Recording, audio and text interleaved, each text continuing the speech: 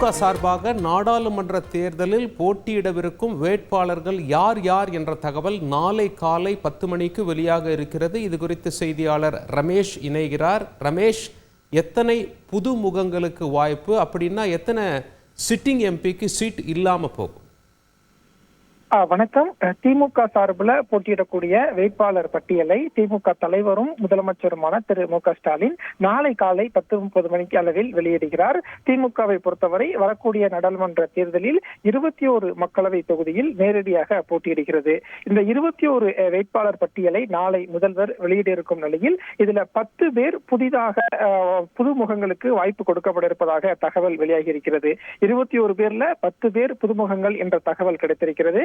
அதன்படி பார்க்கும்போது ஏற்கனவே போட்டியிட்ட ஒரு 9 to 10 எம்பிக்களுக்கு இந்த முறை வாய்ப்பு இல்லை என்பது கிட்டத்தட்ட உறுதியாகிவிட்டது.